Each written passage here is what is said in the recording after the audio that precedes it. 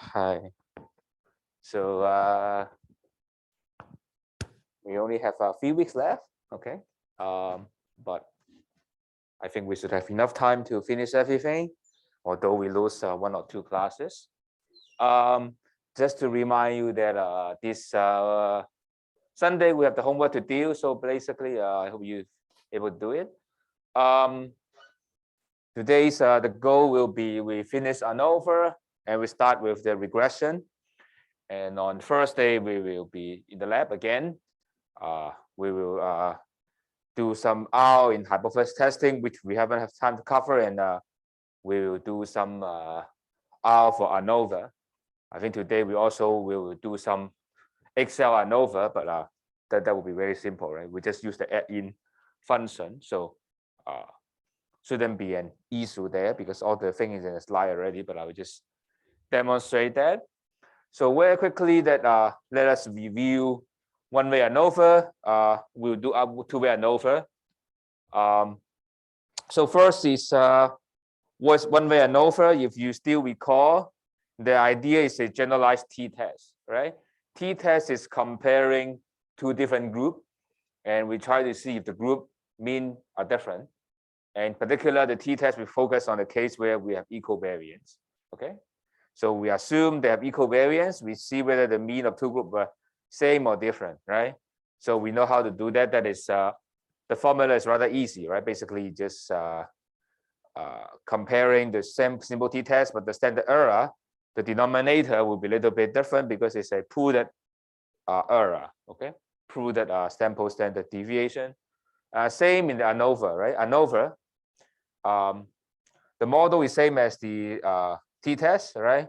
So it's assuming that each observation you observe is generated by normal distribution with the mean based on your group, and the variance is same for every other group. So we have sigma square is same for every group. It doesn't depend on I, but the mu R is depend on the group you have.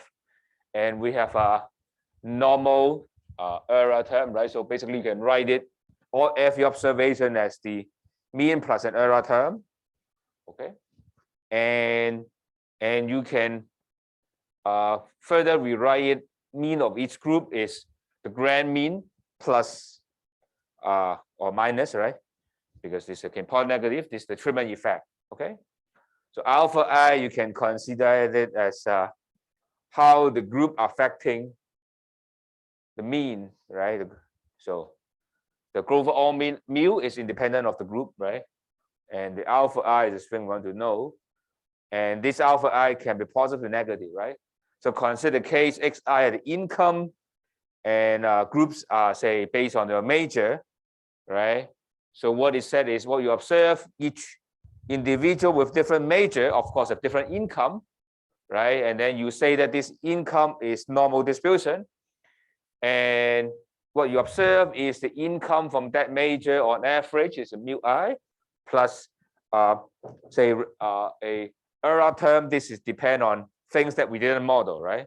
So basically what you observe, the error term is something we didn't see, right? So basically say this is the income based on major, but there are other things as well, but we didn't put in the model that we put in the error term, and we assume the error term can be normal. And the idea why you can put it normal is because of again it's again like the central limit theorem, which is the so many things that is random enough to add up, then you can consider normal. And this will be the average income of the say particular major, and this is income for overall university graduate. And alpha I would be the premium or discount based on your major, right? You can expect that if you are in a high salary major, like say medical school or law school or B school, this alpha I is positive. But if unfortunately, or I don't know, if you are in arts and social science or other subject, then it's likely that the alpha I in general be negative. Okay, so that is the idea. So we have assumption that the treatment is sum of the effect is 0. But the question would be, we're asking if is there any group effect, right? Is it any, on average, is it different major, different earning of income, okay? And this is asking whether the same mu or the alpha are the same, okay? So why we care about this is basically from experiment, okay? This ANOVA is coming from originally developed for experiment, right? Because experimental people want to see different combination of treatment, right? You can imagine if you remember you learned the science, the chemistry class, right? You try to mix and match different kind of material and see how things can be done, right? And you want to see whether the different or not. That is the easiest, the first thing to do, right? And of course, you want to particularly identify which one. That will be the next step, right? You can use t-test to go ahead one by one to see what can be done, right? But this is the first step, right? You did a lot of experiment on different trial, and you try to see if they all different or the same, right? So you can imagine that you're doing R&D for certain product, and you're trying to do different new improvement, new thinking, or new way of doing stuff, and see if the new way actually can do anything new. Okay, so that is the idea. And how we do this is we will do F-test, right? Just to remind you how to do this F-test is the main idea is the following, right? Just to remind you again the graph. I hope that can convince you what we are doing. It's the right thing to do, right? Because under the null, right, it should be the case that mu, we have mu1 equal to mu2, all the mu are the same. Okay, so basically everything is going to follow the same, coming from the same distribution, right? Coming from the same bell curve under the null. They are coming from the same bell curve, right? So that means that if you don't care about the group, right? You care about a group, then they all should measure in the same sigma, right? Because you calculate the sample variance, right? No matter whether you consider grouping, you don't consider grouping, and all the things should be the same, right? Because they have the same variance, okay? But now, of course, when you collect data, it turns out you get something like this, right? Say this may be, which other color, right? Say this may be the data you have, okay, from one major, right? And this is the data from the other major, right? And you will see, okay, if they have different mean, okay, then they will have this kind of shape, okay? And in these cases, right, you will see you try to measure the variance between the group. Okay, you try to measure the variance, the distance, the variance between the group, right? So basically it could be measuring to here, right? The variance within each group, right? You calculate the group mean and calculate the variance group, right? That we call the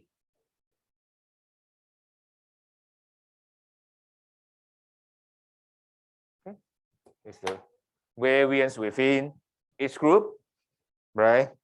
And this is under assumption is independent of the grouping, right? Whether you group, no matter how the way you group them, it should be the same measuring the sigma square, right?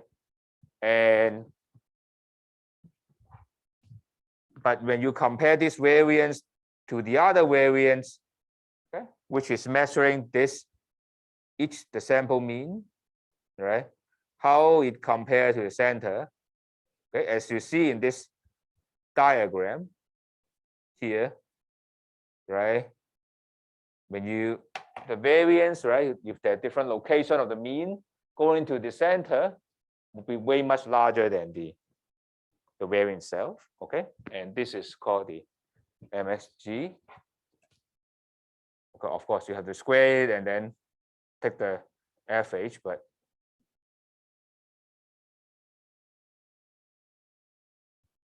right? And the idea is trying to see if MSG is much bigger than the MSW. If that's the case, then we compare these two variants. Do note that because the sample mean also have a normal distribution, right? With the say proportional to the sigma square, right?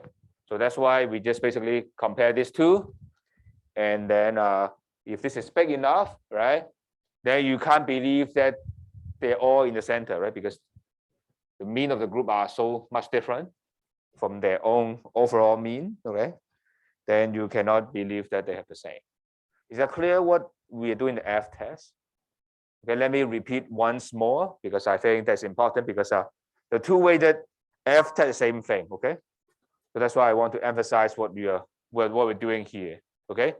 Just to repeat what we're doing here is we have different group data and we assume each group data has the same variance, okay? This is the assumption that we have been assuming regardless of the result, okay? This is the something we hold.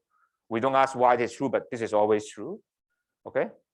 And the question is, holding that they have the same variance, the question is asking whether each group has the same mean or not, okay? So how do we do that? We do a variance test. How do we do the variance test? We just compare, we look at each group, we can estimate the sample variance, right? Because each group has the same variance, so we can estimate the variance using the data within a group to calculate the sample variance, okay? And do remember that within each group data, you can calculate as many sample variance as each group, right? But you can also combine them together, right? That gives you the MSW, okay? MSW is the variance of each group, but you combine them all together in a nice way. The pooled sample variance is exactly the way you did for the two sample t-test, right? The same variance you can combine. It's a pooled variance for the variance within group, okay? And the second way to calculate this sigma, right? Estimate sigma square, right? Is looking at the group the sample mean, okay? This is location of the mean. This location of the mean. We can also estimate that, okay? And of course, if they actually truly located at the same location, actually this variance would be zero, right? Ideally, you shouldn't observe any variance on that one, right? Because you are saying that all the group mean are the same, then you should expect the same, but same location. But of course, you have also a distribution at the end because of the random sampling, right? So, but you should expect this guy should be not very large, right? Because of the fact that you say they're the same, right? Under the null, okay? So you can calculate variance based on the mean, okay? That we call the MSG. And then that is the idea, okay? So you want to compare these two and then you want this to be small. Okay. So that is the idea. You compare these two. And remember, this is a one tail. I've explained you why one tail, because you are trying to see if this is the variance between them is big enough. So it's a one tail test, it's not two tail. Just make sure that you remember. And my degree of freedom like this is exactly follow the same idea when you do t-test, okay? But we're not going into detail to explain why that's the case. And of course, in the slides, I give you some idea why this is true, okay? But the underlying math is way more, if you try to look at other advanced textbook, the underlying idea is way more complicated than I put in there, okay? But this is still the good intuition to see why is it true? Okay, I hope I convince you this is okay. Is there a question? The one ANOVA thing. Okay, if no, let me finish the two ANOVA, and you will see the idea is almost exactly the same. Okay, almost exactly the same. There's nothing new between. Of course, the math is very complicated, but there's no new idea between one-way ANOVA and two-way ANOVA, except in terms of modeling. Okay, except in terms of idea. Okay, so let me very quickly talk about why we care about two-way ANOVA. Okay, and in the previous example, we said why we care about one-way ANOVA. We compare group means, right? We want to know, say, is income of the graduate depend on the major they're in? Okay, we want to see them as the major then effect, right? And sometimes you also want to look at, especially for CHK student, beside the major they're in, they also have the fact they have a college system, right? We want to see actually each college actually contribute to the income difference. Of course, there are many aspects of the college impact, right? But which I look at, something we can measure is the income, right? To see if the different college lead to different income, right? And probably you may ask, okay, we have a student, each student have the income, we have the faculty information with the college information. So we can do one-way ANOVA twice, right? We can do one-way ANOVA on the college and one-way ANOVA on the faculty, okay? So why we need a two-way ANOVA, right? We just do one-way ANOVA twice. That's no problem, okay? Why we need two-way ANOVA? The reason is, if you don't know, the answer would be you expect there may be some interaction between the college and your major, right? Maybe, for example, doing the philosophy, okay, in New Asia College, right, or Chinese in this college, is going to have some impact, right? Maybe having a NA affiliation of NA has no impact. Studying in arts has no impact. But if you're NA student doing philosophy, actually it's going to increase your salary. Or if you're doing religion study, it's not going to increase your salary. If you are doing in the CC college, it's going to make a salary difference. But you're doing religious study in CC college, it's going to make a difference, okay? By itself has no impact, but the joint impact together, okay, will have something. Okay, this is common in chemistry, right? You know, adding a chemical A may not have any impact. Adding chemical B will not have any impact, but chemical A and B will have an impact, right? Just think in the following. You go to a restaurant, okay? The restaurant guy gives you a water, okay? And put some sugar in it, okay? And try to sell you that drink. Probably you won't buy it, okay? Consider another case, go to the restaurant, the guy put the water in front of you and pour some milk there, okay? You also wouldn't buy it, right? And the third time he bring you the cup of water and he pour some coffee into it, okay? Probably you also won't buy it unless you are a strong guy like black coffee, okay? But you may want to buy it if they combine the thing together, right? Become a coffee and you like to drink it, okay? You don't want to drink the sugar water. You don't want to drink a diluted milk. You don't want to drink a black coffee, but you want to drink the real coffee, okay? So that is the idea, okay? The combining things may have impact. So that's why we don't want to do one-way ANOVA, but we have a two-way ANOVA, okay? Is you are imagining the impact of the two would have some effect that are not parallel, okay? If they're parallel, there's no interaction term, you don't need to do this. You just do two one-way ANOVA, you're done, okay? You believe that they join together have some magical impact, they do this. Okay. So let me go back to the model. Okay. You will see that everything is very similar, but in little slightly more complicated notation and more complicated expression, but they are the same. Look at the group. Okay. Try to see the variance and try to explain those. Okay. So the first thing is the data. The data we have is, as I said, is each observation of two groups. Okay, you can imagine that individual R is income of person number one. Okay, A1 will be his major. Okay, major number one, and B1 may be the college. Okay, in that case, we don't have the same number of group for A and B, right? Group A is C and R, right? If this is the major, I think in Chinese U, I think we have more than 100 major, right?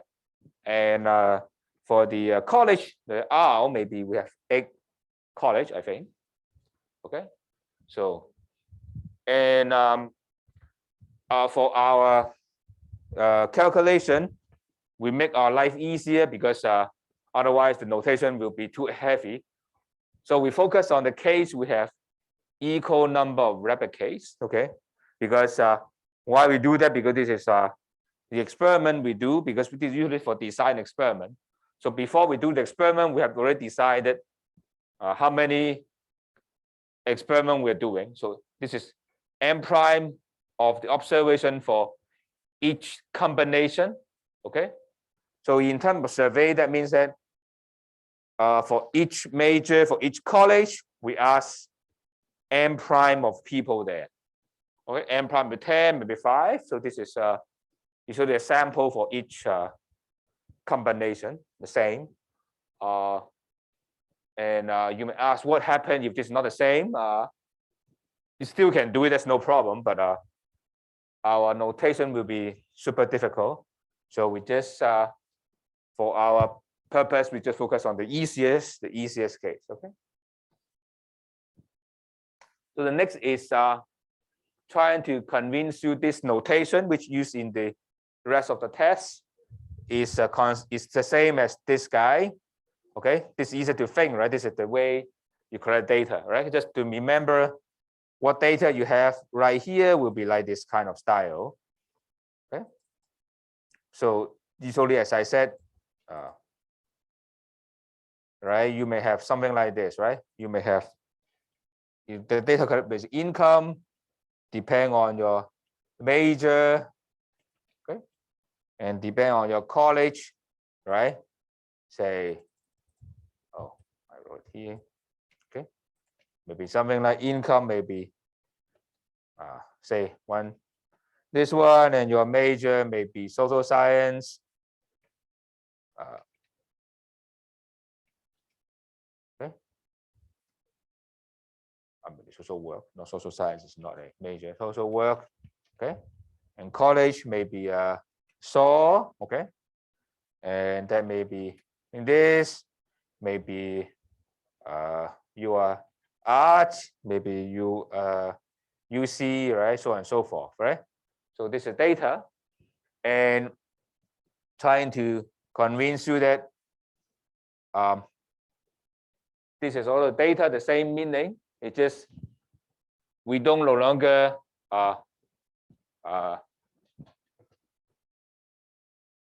have so many description here. We just have a data. Just look at the income data.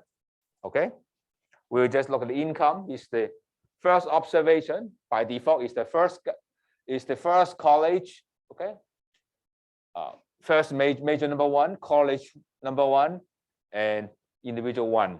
Okay, and this is the major one, college one, individual, last individual. Okay, basically you just sort them by major and sort them by college, and you just this is the when you sort these two, the list A will be the answer.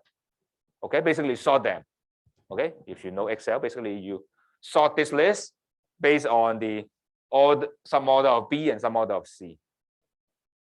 Okay, and this is the way that data it describes itself. Okay, so This is how this data is. And this is Excel data. Just remind you, this is Excel data.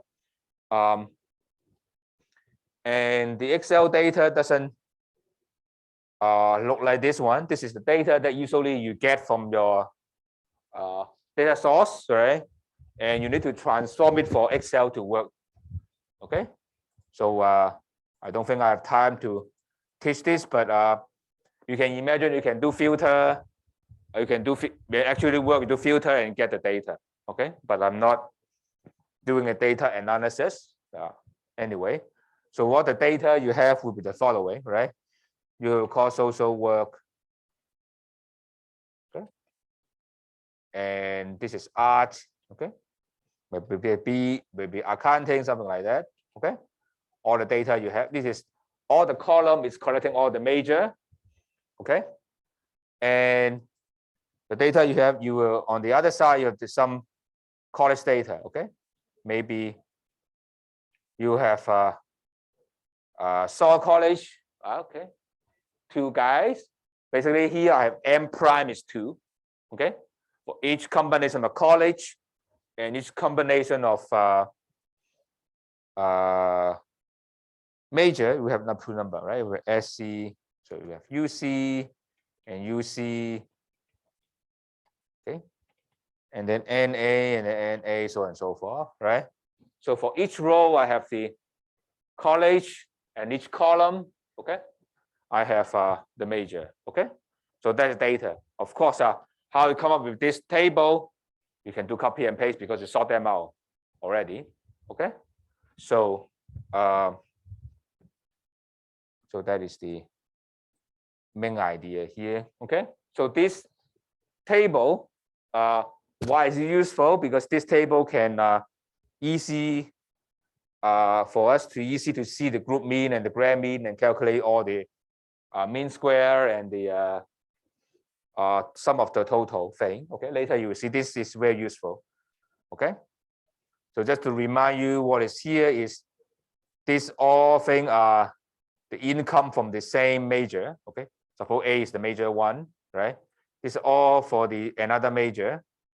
Okay, and this group is for the same college here, and these are the same college. Okay, so that have to be, you understand this, otherwise it'll be difficult to know how to do calculation. Of course, as we said, this ANOVA is computationally heavy, so you don't expect to calculate by hand, except probably your assignment or your homework. But from that, otherwise you will be all doing on computer.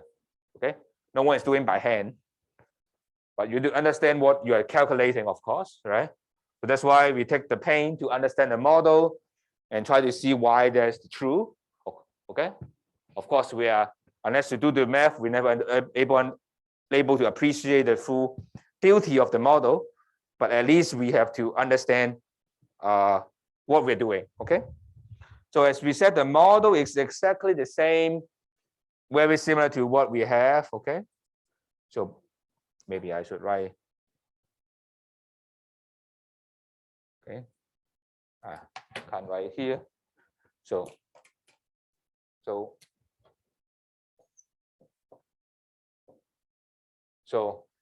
group of I, J, right? So in our knowledge, in our language, this is the major I, call it J, the cave guy. Okay, have normal distribution with mean I, mu ij, and sigma square. Okay, so the same thing here, but before, just look compared to what we have before. In one way ANOVA, we only have this.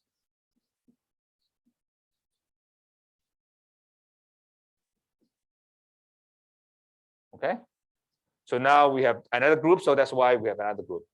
Okay, so that means that, in the other words, right? So every observation, okay, follow a normal distribution with the same variance, but the mean would depend on what major you are and what college you are in. Okay, that's the most general thing you can imagine. Okay, and now we have to put some structure on this mu ij. we assume this is called, we call a linear structure. Same with the simplest thing we can have imagined, right? Of course, this is not the only way you can think, but this is the easiest thing you can do, is the mean of the average, right? Because this is an average of the student income who have college major I and college J, right? Would be, this is the overall average income by all students, right? Regardless of their major and the college, right? And this is the treatment effect, plus minus is the wage premium or discount due to your major. This is your discount or premium based on your college, okay? And this is effect, interaction effect, based on whether you have different major and college, okay?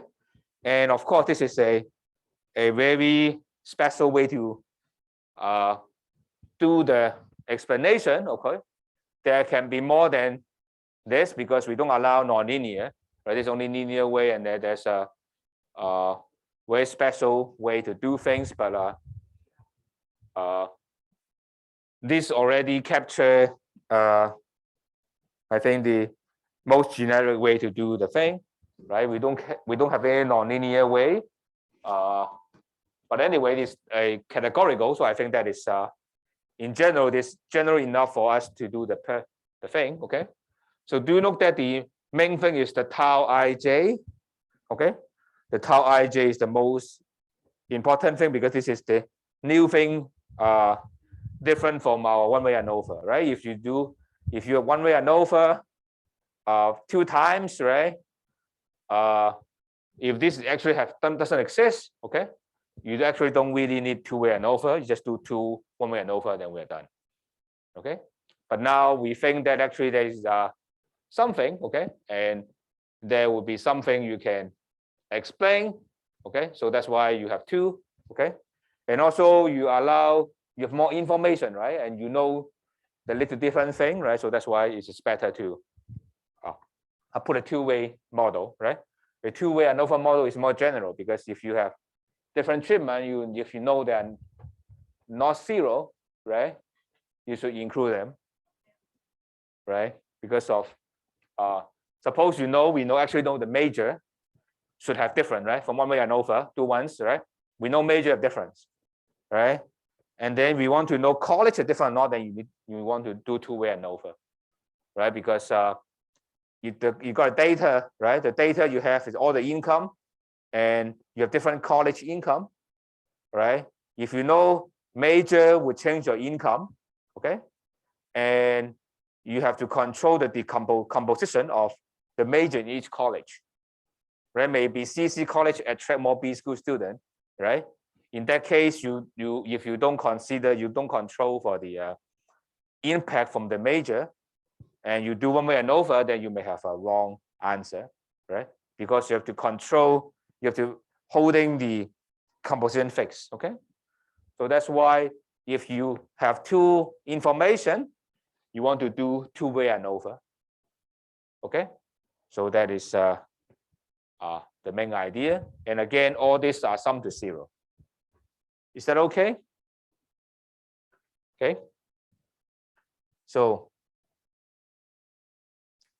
let us ask 3 questions, okay? This 3 question is independent, okay? It's independent. So if you're asking whether the group 1, which is the major in our case, with the major factor the same, okay? And we don't say any in this, we only test this. We didn't say anything about beta, okay? Beta can be all different, tau can be all different, okay? We're not asking the 3 questions simultaneously, okay? We ask these 3 questions separately, okay? And the second one is, are all the mean of the group are the same or not, okay? And we're asking whether the interaction term are the same or not, okay? So basically we're trying to ask if this different group have different impact, okay? But we are holding we didn't make an assumption on the group same, okay?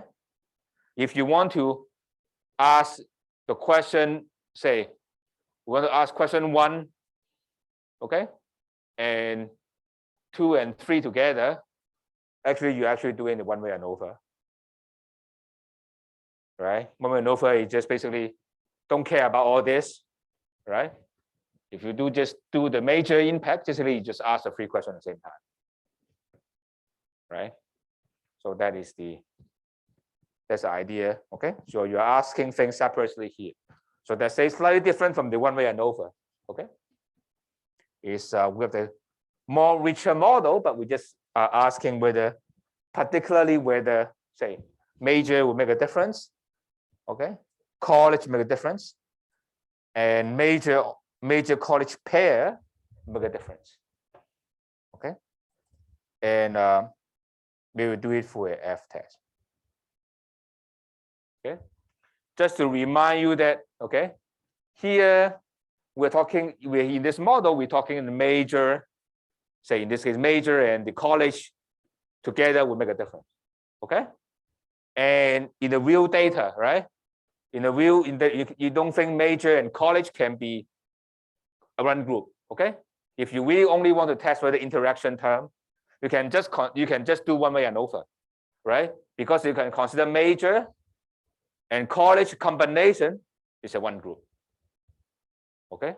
What I mean is, here we have said each observation, right, is specified by his college choice, so major choice and college choice, right?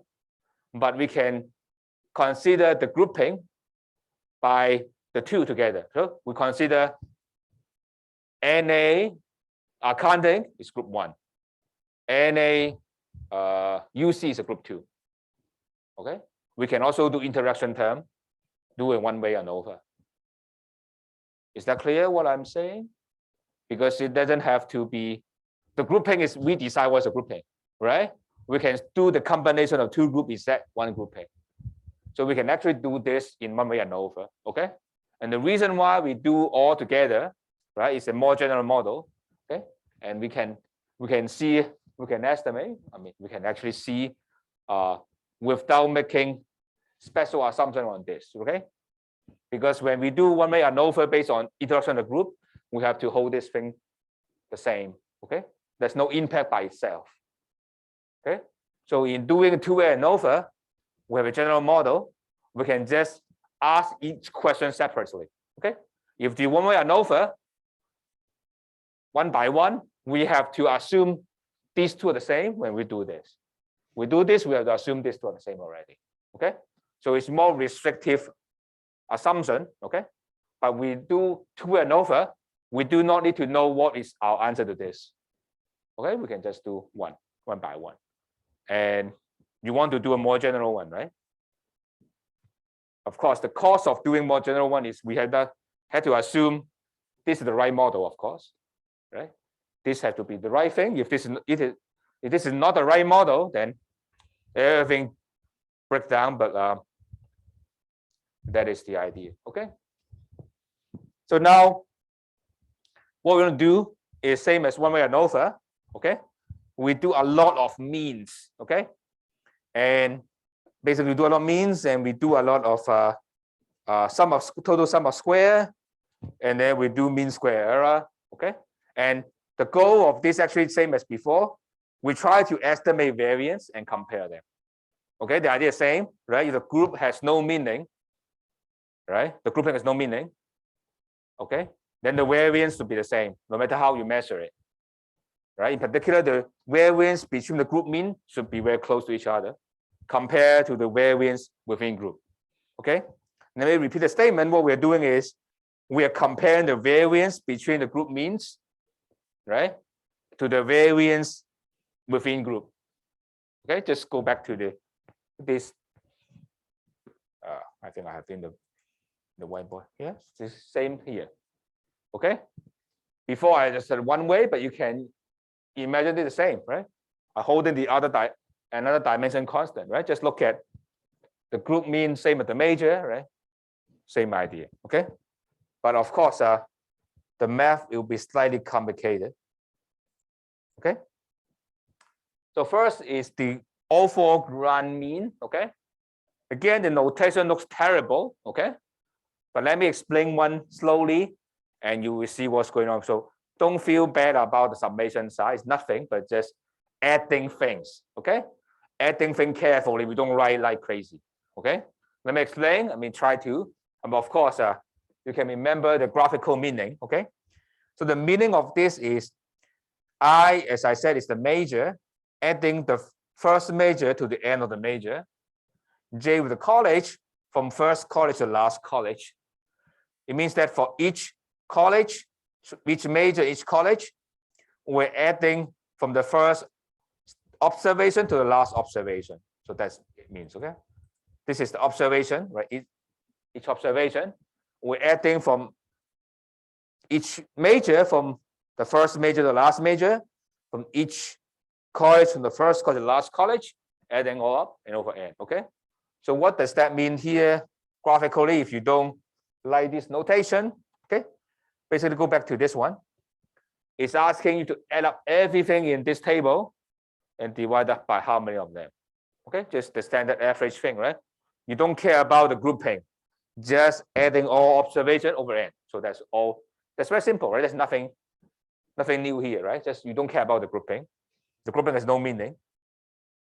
Okay, just overall mean.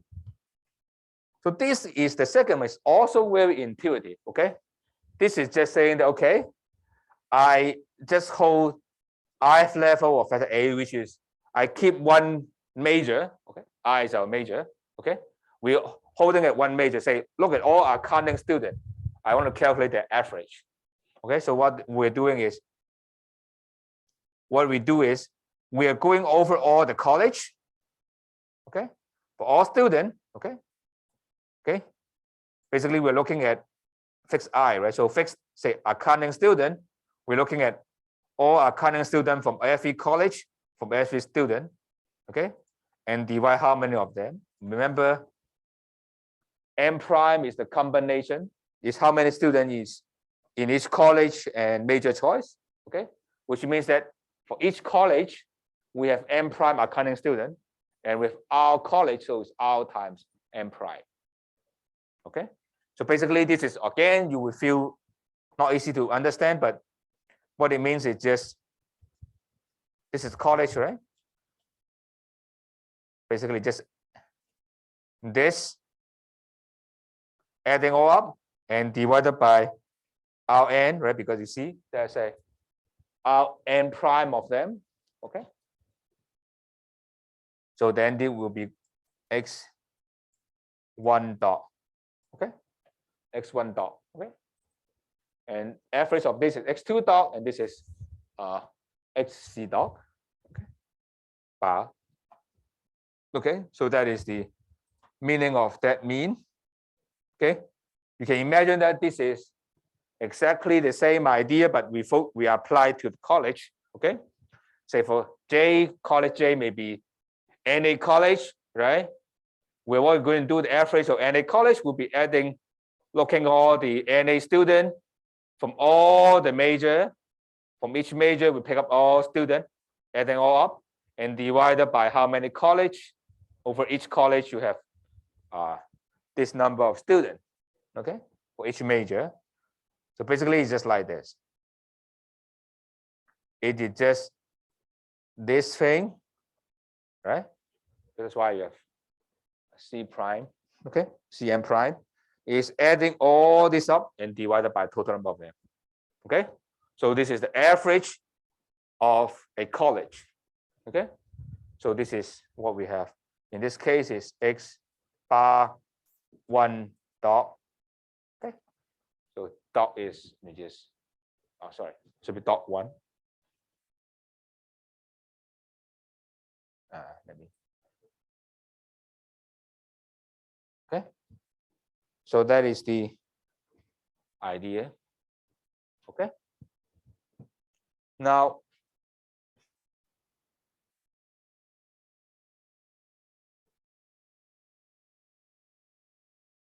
the last one is very simple. We just come for, it is college, sorry, major college average. Okay, basically just you fix your college choice, create a major choice. what's average? Oh, basically just looking at accounting student in NA, right? What's the average of them? Adding all up and divided by M prime, okay? So look at this question, it's just the following, okay? Suppose this is NA college, this accounting student, okay? NA college accounting student, average income is this guy. Okay, so that you adding all up and divided by many of them, then that will be the case. Okay. Now, let me quickly go over this example. Okay, we have 2 major and 2 colleges. Okay, and the overall mean we just 4 will be adding everything in the data. Remember, it will be 4 plus 0 plus 8 plus 3 plus 3 plus 3 plus 0 plus 5 plus 5 plus 8 plus 9 plus 4 plus 5 over 12. No, yeah, 12, right? The overall is the big N is 12. I don't know whether if I can write this, right? N is 12, right? And M prime is 3, and column is 2, and row is 2. Okay, just to remind you, right? Each component is 3, right? And how many number of observations together is 3 times 4, 12. How many columns you have 2? How many rows you have 2? Okay, so that is the data we have here. And what is the mean of factor A, right? Which is 3, because 4 times 0 times 8 divided by 3 is 3, right? Why this is 6, right? You just go 5, 5 plus 8 plus 9 plus 4 plus 5 divided by 6, you get 6, okay? So factor B1 dot 1 is 5. You're just adding all this, the first row, okay? And you give this guy, right? And similarly, you just look at this. The average will give you this guy, okay? And the average of 1, 1 will be all this, right? And so on and so forth. Is that okay? Is that clear how you come up with each number? Okay, if not, you can just go home and try to check. If you still have questions, ask me. Okay. So just let me. So if you want to calculate this, right, with just this guy.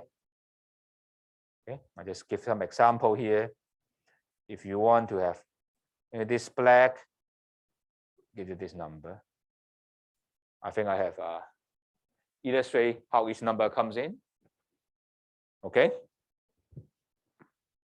Is that okay? There's no question. Let me finish this before a break. Okay, quickly. Okay. I want to finish the slide before break because this is very similar to one-way ANOVA. I want to finish this. It's very simple. So this is very easy. The first one is the same as the one-way ANOVA. We don't care about the group. Okay. We just subtract each observation from the grand mean and square, and adding all up. Okay. So there's nothing new, but just adding every observation minus the overall mean and square. Okay. And SSA is very simple. SSA just replace each observation by the mean of I. Okay. And this is replacing mean of J. Okay. So this is same as the actually this is same as what we have the SSG, right? SSG is replacing the observation by this. We're looking at how each group mean different from the overall, right? You look, remember this is same as, let's look at the whiteboard. This guy is the MSG, right? Because SSG is like here, right? Each observation mean to the center. Okay. So this is you can imagine this is the basically it's the S. These two are the SSG. Okay. In your mind, they are just SSG, okay, in some sense, but now you two groups, so you have two of them, okay?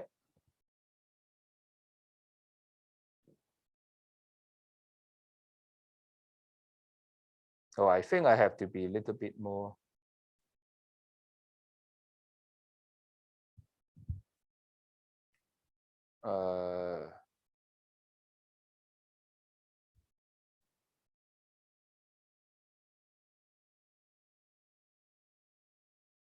So I think I need to be a little bit more careful here because I just changed the notation, so I mean I need one more dot here.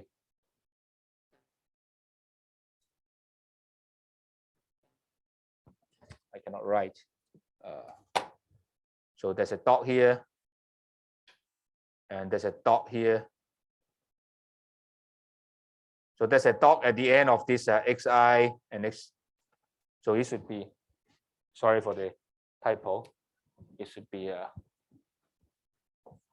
xi dot dot. Okay. And this is x dot j dot. And the last one will be xij dot. Sorry. I don't know why I do that. I think because I do it because of your textbook would follow this. So this is xi dot dot. This is x dot j dot. I don't know why they have so many dots, but I really hate so many dots. I delete it, but figure out that you may have difficulty in reading that book. So this is xij dot. Okay. So that's why you have I dot dot here. I don't know why I did that because I think the textbook used so many dots, so that's why this is a dot. But some other textbooks don't have dots, so that's why I have anyway. So let me finish this slide before we have a break because I think that would be a little bit easier. Okay. So this is SSE. Don't look at the first one set, but look at this. This guy. This guy is just each observation minus its own mean, right? So this is exactly the SSW. Okay. If you look at one way ANOVA, this is SSW, right? Because this is asking each observation how it's different from its own group mean, right? So basically this guy. Okay. This guy, right? Looking at how each observation different from its own mean. So this is the SSW. Okay. So you may ask, okay, there's one thing we haven't discussed. Okay. It's something a little bit crazy here. Okay. This is SSAB. Okay. What's this guy? Okay. This guy looks terrible. What is this guy? Okay. And not go into detail, but turn out to be, if you have SST, you have SSA, SSB, SSAB, you have something left. You have this too, right? This is, as I said, right? This guy is SSW. Okay. And this guy is, okay. And turn out that you actually have, remember one way ANOVA, these two add up is this guy, right? But now when two way ANOVA, actually one more term. Okay. This is called SSAB. And you may ask why, what is doing this one here? Actually, this is the important thing here. This is actually the interaction term. Okay, and this turned out to be an important term if you want to do F test on the interaction. Okay, this is very important. Okay, and you may ask what it is, but let's have a break. Okay, but I told you the important equation, and then basically we will do F test on when we normally find the mean square of all this, and then we can do just F test. Okay, but let's have a break first.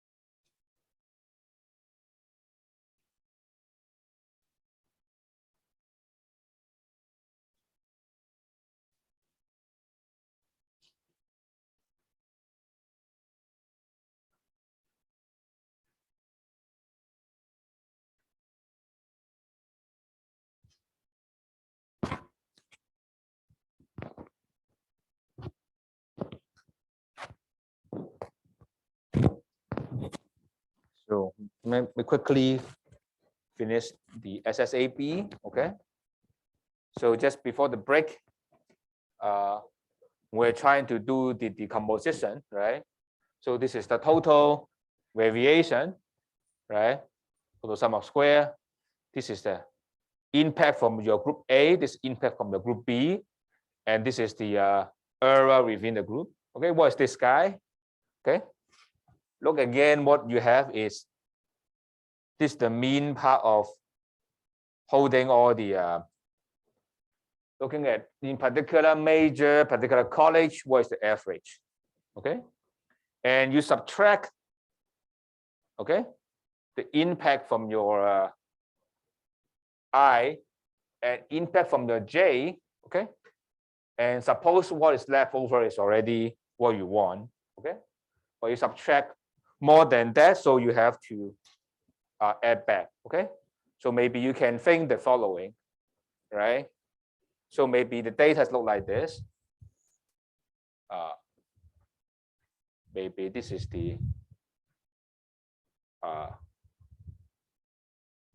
I dimension, this is J dimension, right? So the data maybe look like here. Xij is here, right? And this is your xi dot dot, okay?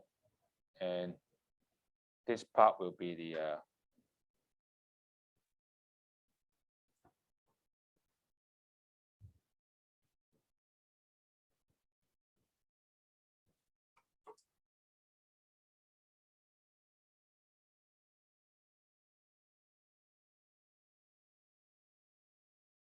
I don't know, this can help you to understand, but try to see if that can be helpful.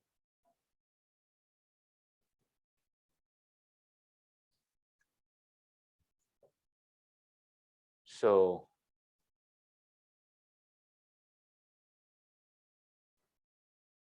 maybe one-dimensional graph is better. I don't know if this is better or not, but okay. So you can imagine that, I mean, just graphically, okay? So which means that I actually have impact to pull this away from here. And J actually is increasing your salary to increase your salary to this amount, right? And actually if I and J, right, actually would increase your, supposed to increase your salary to here, right? So the impact, maybe this is not a good graph to explain. Maybe the other one. Okay, let me draw another one. Maybe this is not a good one. Let me think. Maybe this is a good one. Maybe this is better.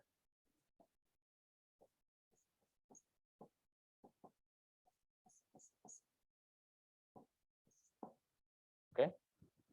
So, and this is actually the difference is actually measuring the impact of, say, your major, right? Major I, okay, graphically. And somewhat this is measuring the impact of your college, right? And you want to measure this particular the impact of I and J. Okay, so you have to, what you have should be this would be sum of two, right? You have alpha I and you have beta J, right? So that's why you need to, what you do, the math will be, you need to take this away, okay, and add back this, okay? You know to calculate this guy, okay? This is not immediately clear, and I think it would be more clear. You look at this statement, okay, and that would be easier to think if you take this guy, you subtract this guy, and subtract this guy, add back this guy, you get back the tau. Okay, so that's why this is related to the tau ij. Okay, but you can imagine this is actually meant. Okay, if you don't want to look at the math, basically the measuring how they combine together affecting, right? Because when you look at this difference, right, it's not going to work very well, so you have to take the difference. Okay, so this look very weird, but graphically mean this, or if you don't like this, the math, right? You subtract this and subtract this, subtract this, what you left is tau ij. Okay, so that is actually what you are measuring. Okay, but anyway,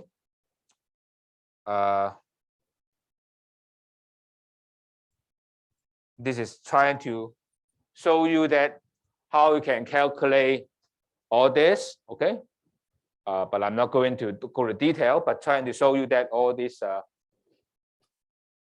you can do the calculation, SST, SSA, SSB, AB, SSE, and so on and so forth. Okay, so remember there's a dot here. I just miss it. There's a dot here. And this should be 1, 2. But anyway, you should be able to do this on your own to prove this everything is in place. So I'm not going to go to every single detail here. Okay, so basically just I tell you SS how to do 91. Okay, is you take 4 minus 4, 0 minus 4, 8 minus 4, everything square, and you calculate everything, SST, right? And you will, if you just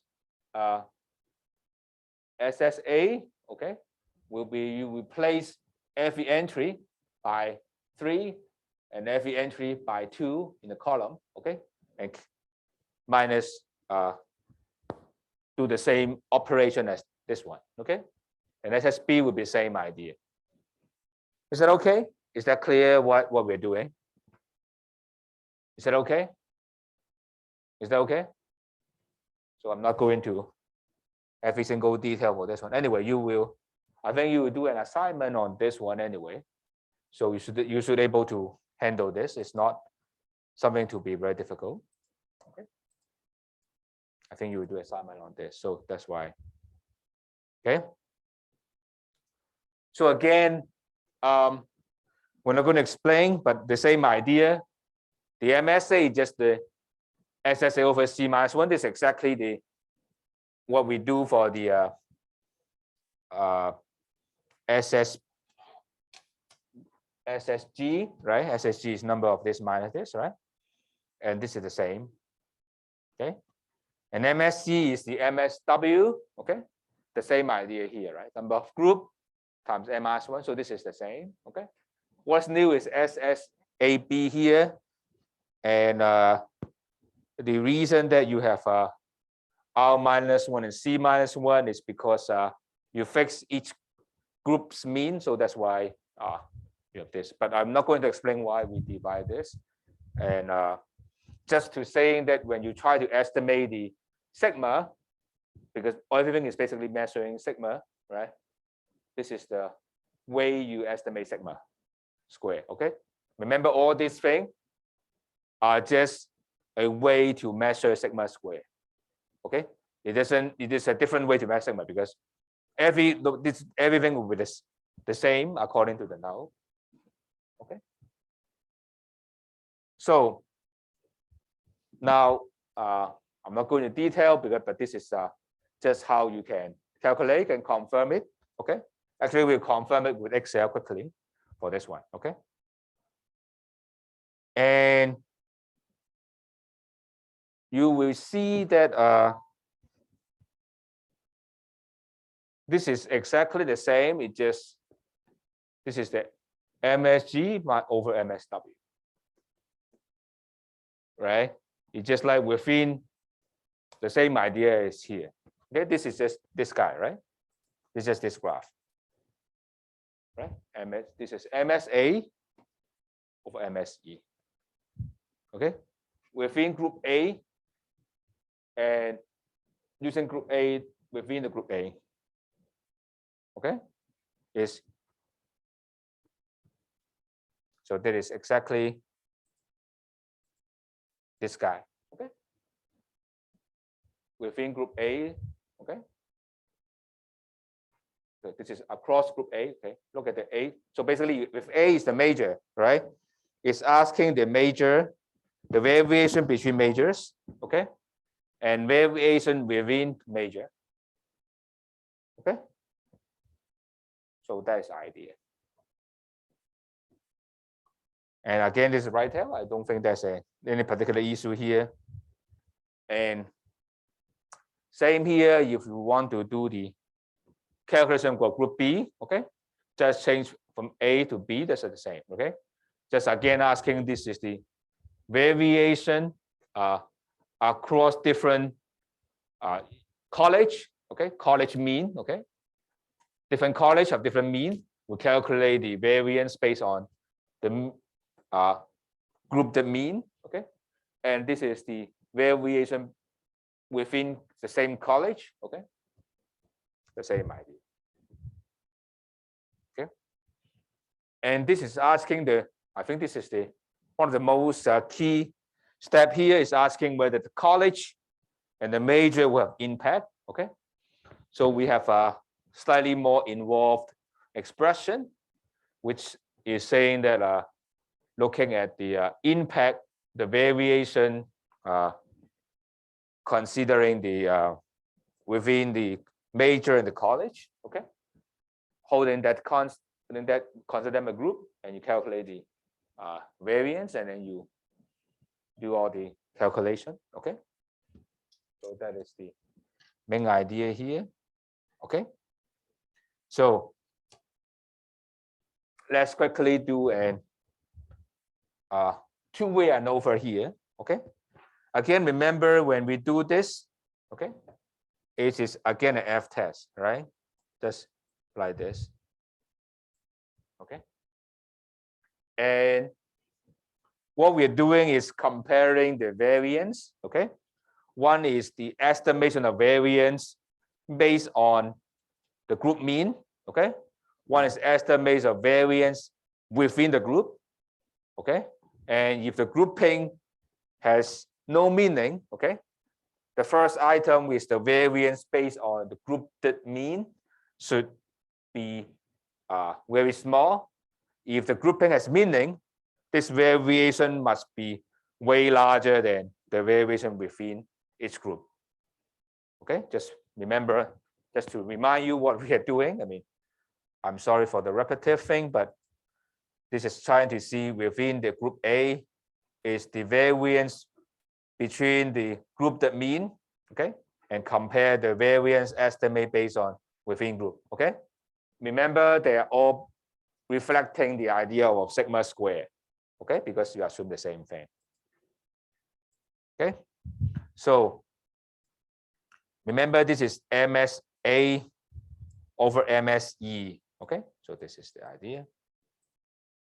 Okay. This is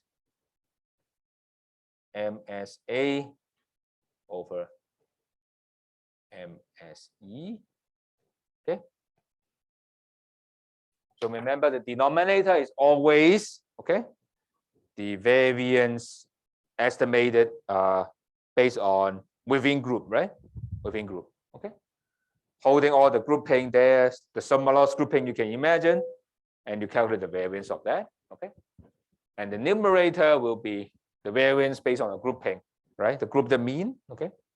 Whether if we want to see the grouping make a difference, okay? You calculate that it's 27 over this is 3 point something, okay? So it's somewhere here. 3.7. Okay. So the question is this area big or small? Okay. Is it more than alpha or less than alpha? Okay. And we need to look at what's the degree of freedom here. Okay. look at that, how many group we have. For group A, we have 2 groups.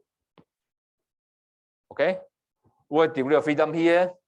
You only have 1, right? Because you only have 2 group mean, and you just have number of the variable is just over just 2, right? It's 2 over 2 minus 1, just 1. Okay, it's just 1. Okay, and that's why you check whether it's 1. And what's the numerator degree of freedom? Okay, which is 8. Okay, so y is 8.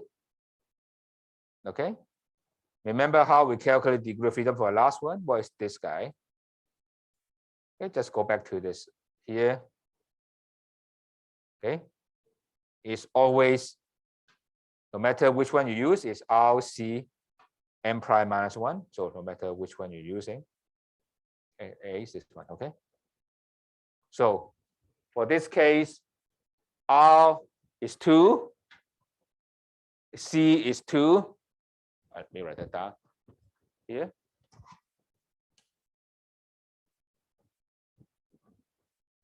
R is 2, C is 2, M prime is 3.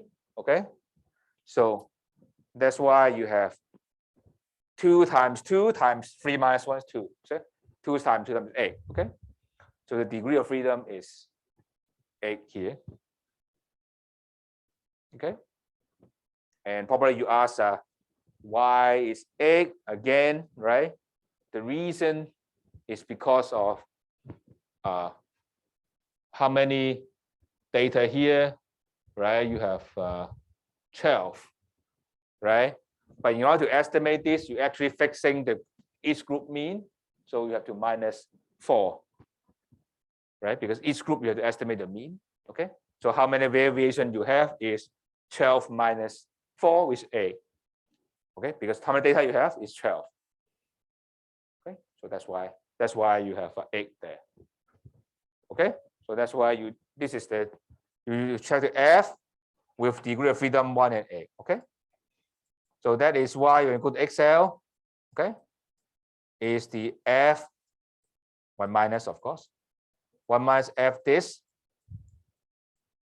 I can't write here. Okay, just right here. It's 1 minus F this, and then 3.7, and then 1.8, and then true. Okay, so let me do it in the Excel. Okay, and show you the p-value. Okay, so we'll be doing 1 minus F this. Okay, and 3.7 and 1.8 true. Okay, so 3.7 is the number we calculate. 1 is because we only, the number of column we have is 2 minus 1, because we only have 2 grouped mean according to factor A. Okay, 2 column, and actually just degree of freedom is just 1. Okay, and how many degree of freedom for that? The other one is just 12 minus 4. Okay, is 8. Okay, so that's why it's 9%. That means if you use 10%, okay, you can reject. If you're 5%, you can't reject. Okay, if 10% you can, but 5% you can't. Okay, and the next thing is you do the critical value method, right? Critical value you want to calculate, that is something you expect, right? You do the F dot inward, because we want the left is 95, so it's 0.95. Okay, degree of freedom is 1 and 8, same as before. Okay, so this is the critical value. Okay, so 5.3 is the critical value. Okay, so that's why it's here, right? Here is 5%. So you can't reject at 5%. Okay, of course, you can calculate 10%, and you can see why you can reject at 10%. Let's do the 10% case here. Okay, 10% is 0.9. Okay. So you can see the 10% is 3.4 is on the left of 3.7, so you can reject. Okay, remember you're doing right tail always when you do ANOVA F test, right? Because you are the reason why, because we always put the group that the variance based on the group that mean is on the numerator. Okay, that's why it's right tail. Of course, if you swap the thing, then it will become left tail. Okay, but just to make our life easier to think, we just usually do this. I mean, you can always swap the numerator denominator, you do the left tail, but I think that is more. I think it's more intuitive because the book used this, so I just don't want to deviate from that. I mean, it doesn't really matter. You do right tail or left tail if you reverse the order of the when you calculate the F test. Okay. Is that clear what we are doing now? Okay, same as one-way ANOVA so far. Okay, and then we can do SSB. Okay, SSB with the same idea. Okay. SSB, okay, we just do the R division, okay, SSB, MSB over the MSE, okay, the same thing, and because it's two group of A and B, everything is symmetric, so I'm not going to do anything more. Maybe you can just do, right? So this is just this.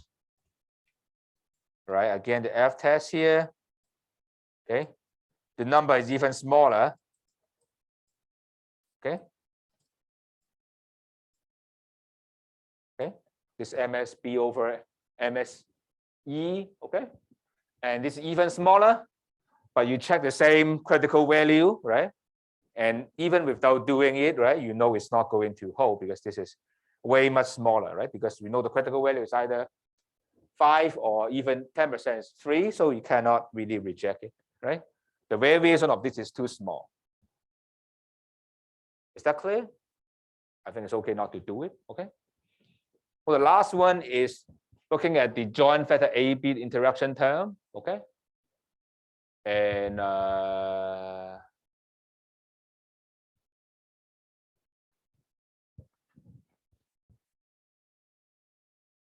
let me see. Is it right? Oh, yes. In this particular case, this degree of freedom is also 1 because C is 1, C is 2, R is 2. So C minus 1, R minus 1 is 1. So the critical value is the same. Okay. So this is also too small. Okay. In this particular case, is yes. Usually this AB, this critical value is usually the degree of freedom is usually bigger, but in this particular case, it's the same. But usually you have this degree of freedom should be different from this one, right? Because this guy, right, is R minus 1 times C minus 1, right? And this one is R minus 1, right? And this one usually much bigger than this one, but in this particular case, because this is just 2, okay? So that's why you have seen this. Okay. So I guess it's okay if I don't really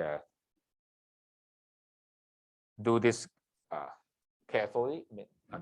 I don't do this detail, but let me go to the Excel. I think that would be more fruitful because all the calculation is very mechanical, and there should be nothing new here. Okay, is that okay? Then let me actually show you how to do Excel again. Let's look at this data. Okay, I try to use this data. Okay. Let me create this data in the Excel. Do I have the sniping? Anyway. Okay, let me do this in Excel.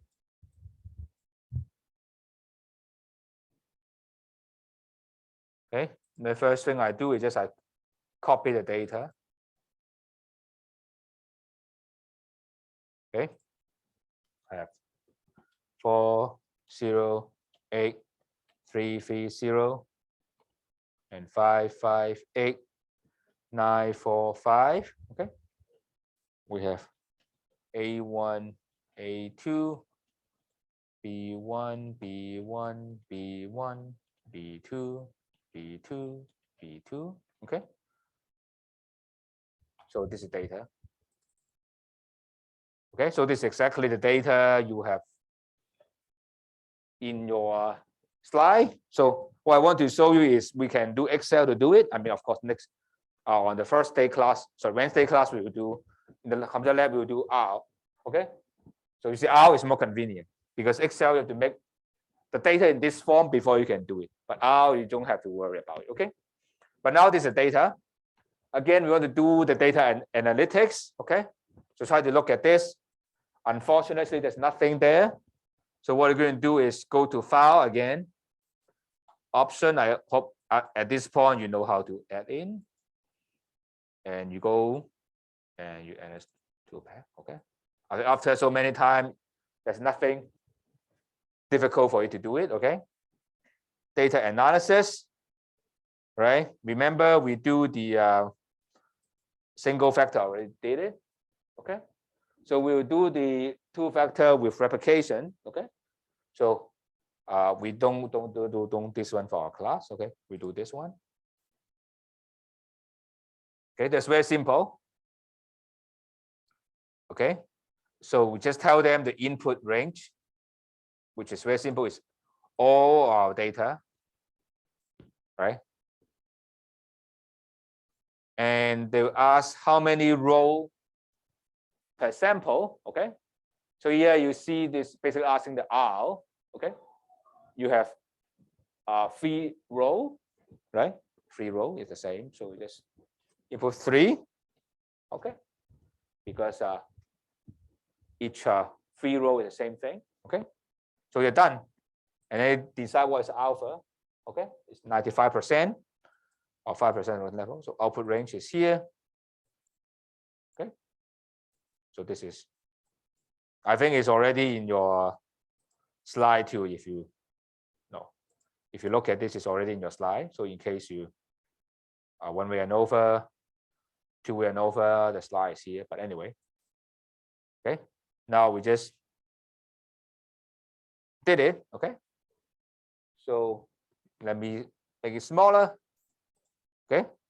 So basically, it will tell you everything you want. The sum and count and average variance total, we don't really need it. We need is this one. Okay, the very last one. Let me highlight this guy and make it bigger and bigger and bigger and bigger. Okay. Now, so this is the number. Okay. So you will actually should be familiar with you.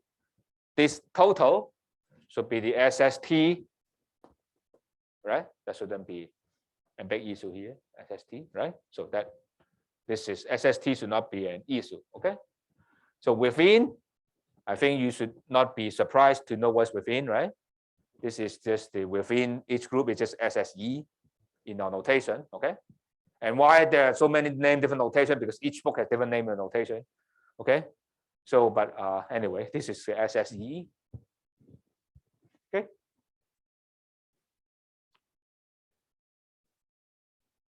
Okay. The degree of freedom is A. Okay, already here. Okay.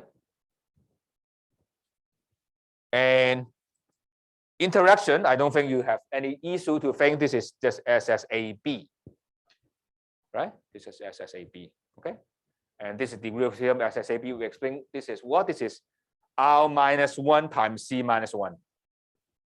Right? There's nothing deep here. Okay. So sample and column. Okay, so have to be slightly different here. Okay, what's this guy? What's this guy? Okay, which one is SSA? Which one is SSB? Okay, look at the notes. 3 and 27. Okay, so you probably can tell me which one is SSA, which one is SSB. Okay, but of course you can guess from the name. So SSA, MSA, SSA. Yeah. SSA is 3, SSB is 27. Okay. So this is the SSA, and that is SSB. Okay. So that fit our meaning, right? The first one is SSA and this SSB. Okay. Is that clear? So everything you can calculate, the MS is just this column over this column, we call the MS, right? The F will be just this over this with this guy, this over this with this guy, this over this with this guy. Okay, let me repeat. This over this is this. Ah, okay. Looks this over this is this. Okay. And this over this is this. And finally, this over this is this. Okay. And the p-value, right, will based on the degree of freedom is this and this, right? The first one, right? And the second will be based on this and this. The third one based on this and that. Okay. Critical value, same idea. Okay. So this is a very special case because all 1 and x, so all the critical value are the same, but in general it's not. Okay. So you should be able to, if you're given data, you should be able to do F test. That's no problem. Okay. That's very immediate. Okay. Although the math, the formula we write so many, right? But I mean, I think in no time, in your lifetime, you actually do it. Okay. I remember the last time I do is what I was a student and I prepared this set of slide, right? Otherwise, I never do this by my hand, not even my calculator, right? So the thing is just you just need to know what's going on. Try to, okay. Of course, high likely you will forget, but at least you should be able to interpret from this. Okay. The main thing I want you to remember from this class, okay, at least the minimum, you should be able to do this one. Okay. To do this one, it means from data, how to get from here, and you understand what these numbers are, okay, and how to interpret all this p-value. Okay. So what's the conclusion from here? Okay. The conclusion from here is use 5% significance level. Okay. You cannot say group A has anything changing. Okay. But group B, if you're willing to use 10%, okay, B has grouping has some meaning. Okay. And group A, B again has no meaning. Okay. So that is the conclusion from this. Okay. So I hope at least after ANOVA, you know you're given data, you try to tell you whether the treatment or each group have many meaning, you should be able to do it. Okay. You're given data, different grouping, you should try to do the ANOVA, you said no problem.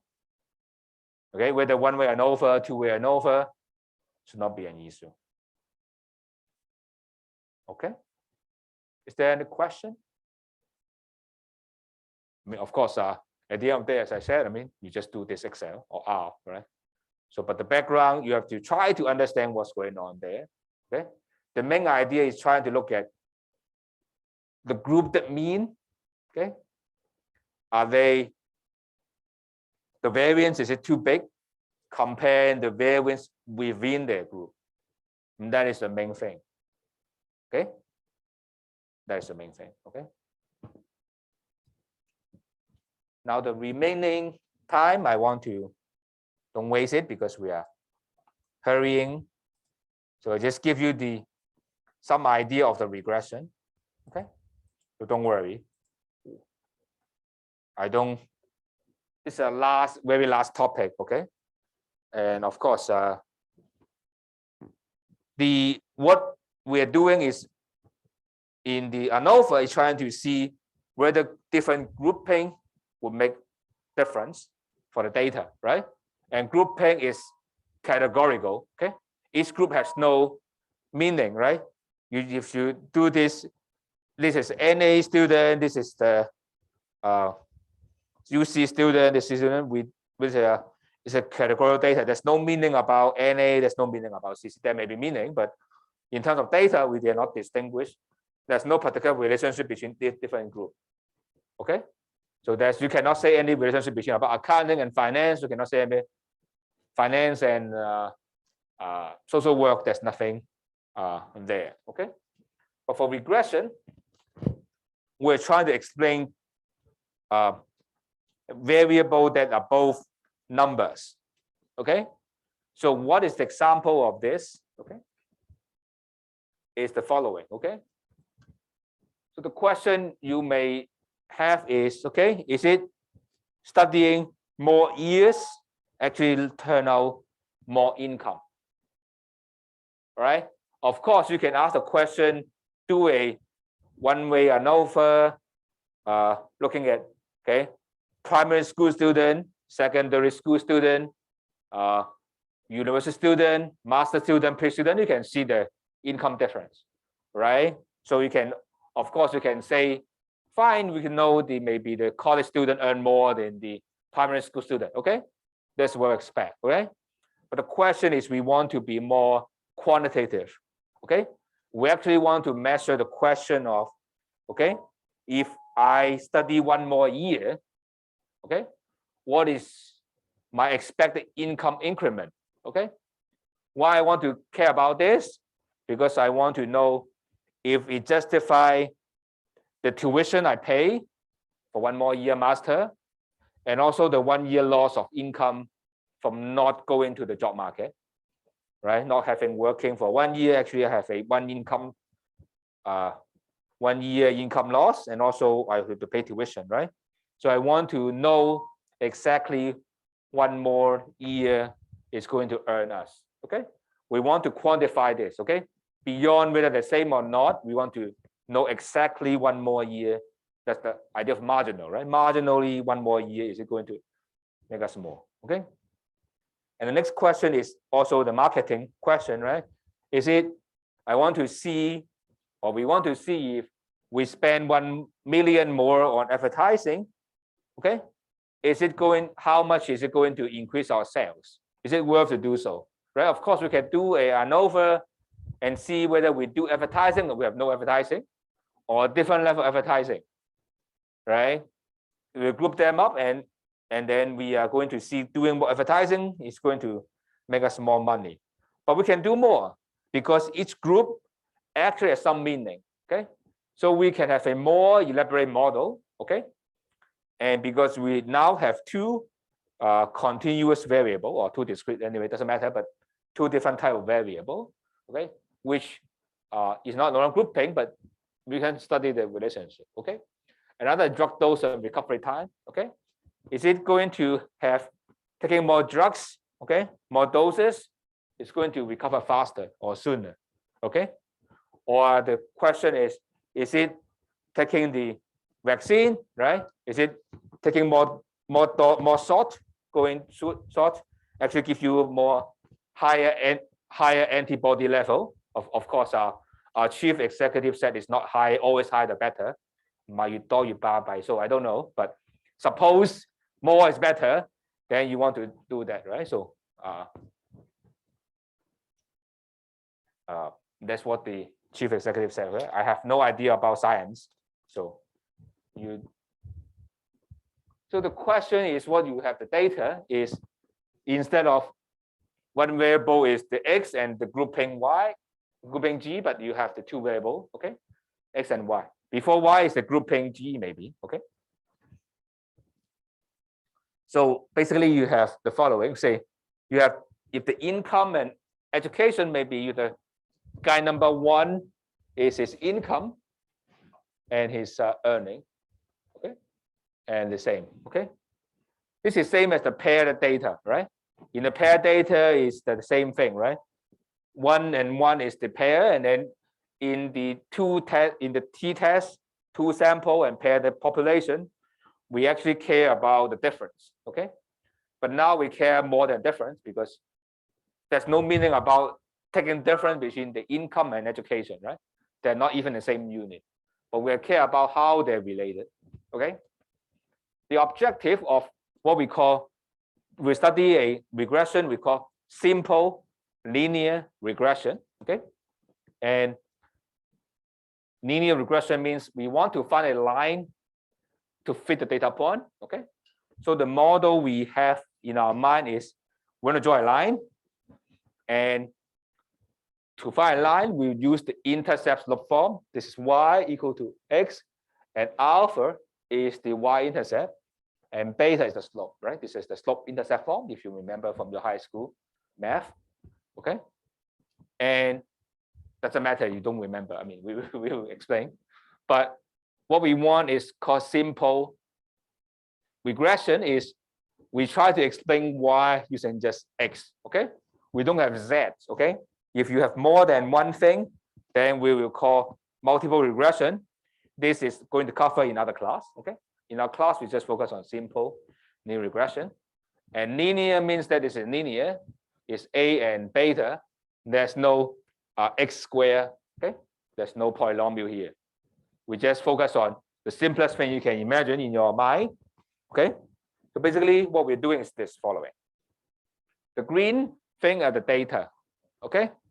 The scatter plot, okay? This is scatter plot, right? We just have the data, okay? This is the data, okay? And this is this, okay? This is, I think, is the weight, and this is the height, I think, okay? I don't know, just random data, okay? And what we want to do is to find a line, the black line, that best fit this data, okay? This is the example line here, okay? And it can be any line, right? Any line is feasible, right? You can have this line, this line, this line, okay? The question is, what is the best, okay? The many line you can draw, okay? And you can draw, I mean, you can say any line is good as the others, right? What is the criteria we call the best? Okay, we'll end here. The criteria we use is we want the vertical distance, okay, is the smallest, okay? And this is not the only way to do it, okay? But regression asks us to look at the vertical distance, okay? Why vertical distance? Historically, x is our thing we can control, is a treatment. Okay, we control x, okay? We want to find a line that, because this is the error, okay, because x is you can control, right? So this is the thing that how your prediction different from what it's supposed to be. So you just care about the vertical distance, okay? So if just give you idea, okay, if you just technically, you can also calculate this distance, right? Okay, and this is also important in machine learning called lasso regression. But anyway, we don't talk about this. We just talk about the vertical distance. Okay, so the next class we will talk about this is the distance. We have to measure them. Okay, and that will be the finish all this, and then we end our course. Okay, so see you on Wednesday. We'll be in the lab. We're doing the two-tail test and also the ANOVA, and we'll do some regression as well. Okay, so I'll see you on Wednesday.